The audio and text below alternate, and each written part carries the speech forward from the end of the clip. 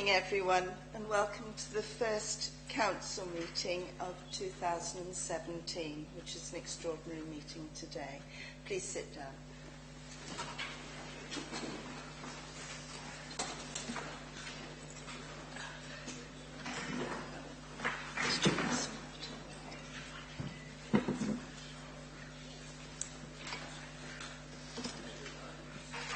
Right, is everyone comfortable? I shall begin. I'd like to remind you all that this meeting is being broadcast live over the internet, so we are all on camera. Please be aware you may be visible on screen when people around you are speaking, and please remember to speak clearly into your microphones. This meeting is available to view online, now and in the future, whenever and wherever people want to watch it.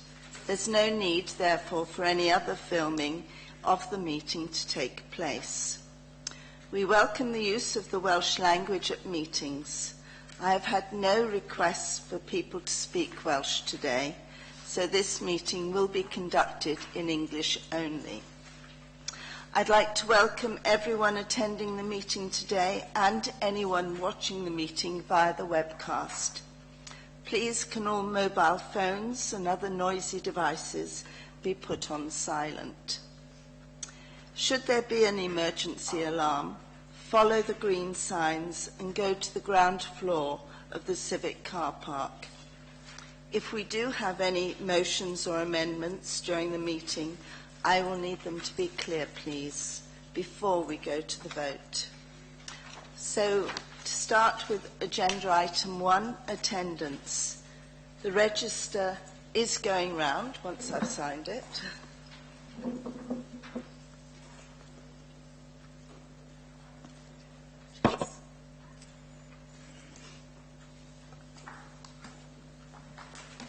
And please can you all sign it and send it on.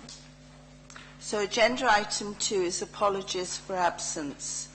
Dominique Redmond, do we have any apologies, yes, please? I've had apologies from councillors Mary Barnett, Hugh Bevan, Stephen Brooks, Alan Furzer, Kelvin Harnett, Keith James, Norma Parrish, Graham Smith and Wayne Tomlinson. Members, are there any other apologies you're aware of? Thank you, Madam Mayor. Councillor Len Constance. Thank you, Councillor Seaborn. Are there any others? No, thank you. So, agenda item 3 is declarations of interest. Monitoring Officer, Mrs. Willis, do you have any advice for members, please, today? Thank you, Madam Mayor. Members will be familiar with this. You all have the same personal interest in the agenda item because you're being asked to appoint to positions which attract a senior salary. But the Code acknowledges that you have to make these sort of decisions and it's not prejudicial. So if all members can say they are agreed at that interest, please.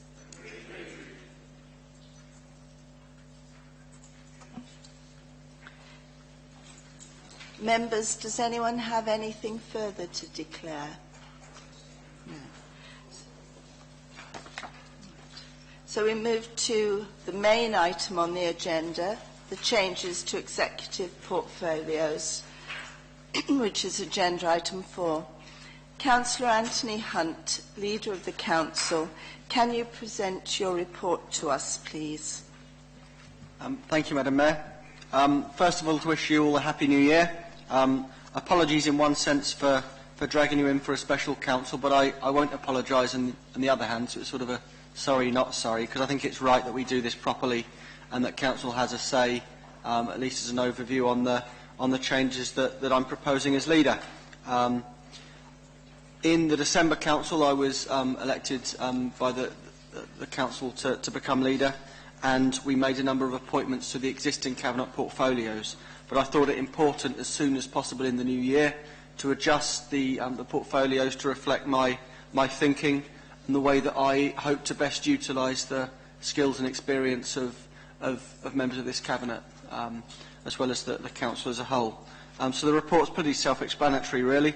The recommendations that the council approve the changes as set out in Appendix 1, appoint the Cabinet members and delegate authority to the monitoring officer to make the changes required to the Council's constitution.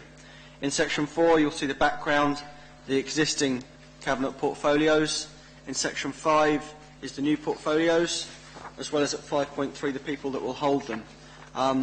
As a brief explanatory note, as Leader of the Council, I think it's right and proper that I take charge of the resources part of the portfolio. That's something that I believe is the case in the majority of councils across Wales, and it also allows me to bring the experience I've gained in the last 4.5 years of taking forward that portfolio. The Deputy Leader of the Council, Richard Clark, has kindly agreed to remain in post as Exec Member for Social Care. I think that's important to provide continuity in that very sensitive subject area, and it's an area that Richard has very quickly become a well-respected figure and an expert in. So I think he's a good pair of hands to leave that very important, sensitive portfolio dealing with some of the most vulnerable people in our communities. As Executive Member for Sustainability and Collaboration, I'd like to appoint Bob Wellington. I think Bob brings a wealth of experience and respect, cross-party respect in the local government community in Wales. And I think we're seen in Gwent and in Torfaen in particular as being real sort of leaders in the way that we collaborate, in the way that we try and put services first rather than our institutional self-interest. I think Bob's played a huge part in that, and I'd like him to continue in that role. Bob's also had a long-standing passion for sustainability issues, especially around bees and other things like that, and I really think it's good to keep his voice in that area, as well as him being an important part, I think, of the transition. I don't claim to know everything as a new leader, and Bob's more than willing to be a very supportive voice. The fourth portfolio down there is Exec Member for Communities and Anti-Poverty, to which I'd like to appoint Dave Daniels. Dave's impressed me with his passion for looking at the causes and the impacts of poverty across Torfaen, and really sort of rolling his sleeves up and getting stuck into that portfolio. And I think the title Communities and Anti-Poverty reflects better the work that he's been doing. I don't think we should be apologetic of having an anti-poverty portfolio, because I want to be clear as a leader, as I believe you are as a council, that it is our duty to try and tackle the impacts of poverty. Obviously with a UK government that thinks rather differently to us, and with a benefit reform agenda that's going forward, there's a real job of work to do to try and act as much as we can, and to try and bring on board other partners to try and tackle the wave of poverty, especially amongst families and young children, that's becoming a bit of an epidemic, and I really think Dave's got an important part to play in that role.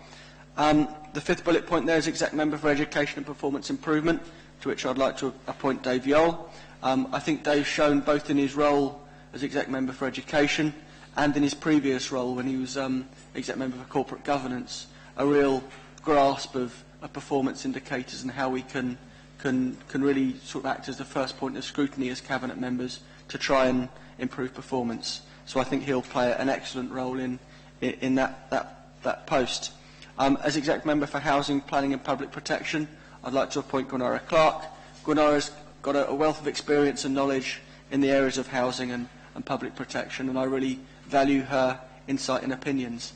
We've also given some of the responsibilities from both myself and Richard, such as disabled facilities grants and customer care, to Gwenara, because I believe that she'll be, there's revenues and benefits as well, because I believe she'll be she's got a lot to contribute in that respect, and it will save too much of the burden being put onto Richard and myself.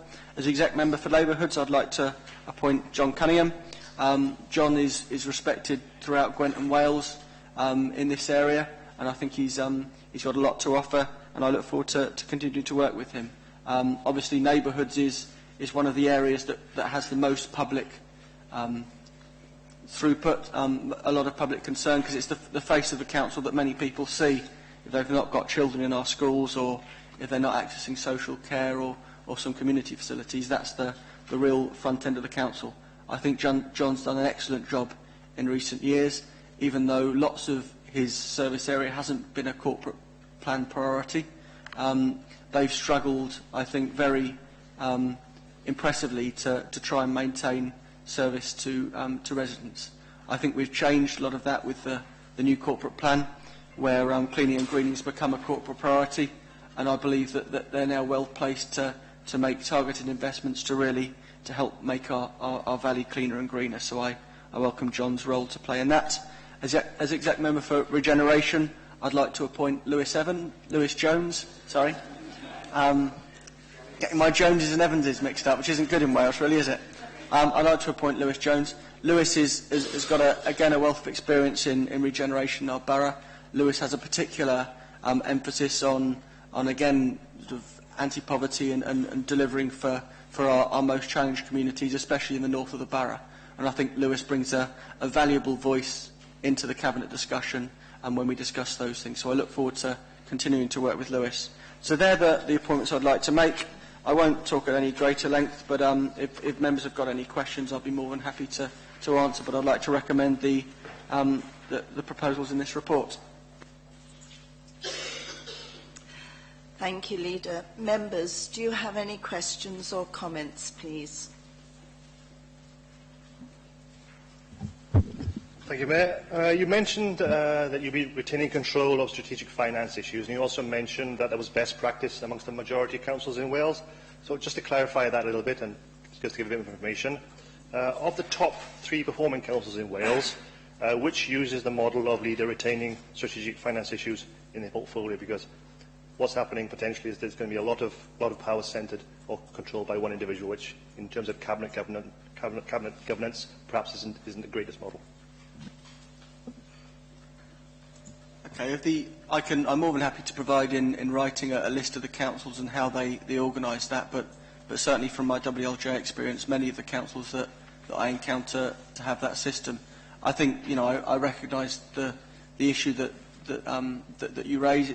That makes my responsibility really to sort of share information and sort of share decision making the greater, and I accept that, and I'll take that before. But I'm more than happy to provide a list of councils and how they organise that portfolio in writing. Thank you. Any further questions or comments, please? Councillor Morby. There is, I think, assuming these proposals are approved, and I would move that they are, a minor consequential issue. I believe the current leader is or was a member of the Members' Constitution Working Party, and of course he can't be involved in looking at the constitutional issues of a proposal that he has put to Council, and I don't think it makes much sense for the leader to be a member of the Constitution Working Party, and I ask that, because that's a Labour appointment in this case, that we be allowed to nominate a replacement for Anthony as one of those members of the Constitution Working Party. Yes, I think the position with the Constitution Working Party is that, of course, it is consulted on the changes. Most importantly, I think, to make sure that how they are reflected in the Constitution has clarity and gives effect to the intention, and the Constitution Working Party brings that member understanding to help the monitoring officer make those changes. I take your point that in these circumstances, Council may want to put forward a different nominee to be appointed to that, which is normally it is intended to be a cross-party working group. So I would just make that observation. But if members want to nominate someone, but at this meeting, is that what you were thinking, Councillor? Well, no, I accept the point made, and if you're happy, then perhaps it could be on the agenda of the next council meeting for such an appointment to be made, and we'll fight it out. Yeah. I think that would be helpful, because obviously anyone nominated would need to perhaps have a prior discussion, in the sense that they would accept any nomination. The fighting is usually to avoid being on. But with that, then I'm happy to move the recommendation from the leader. Right. Thank you. We've had a second. May I have a show of hands, please?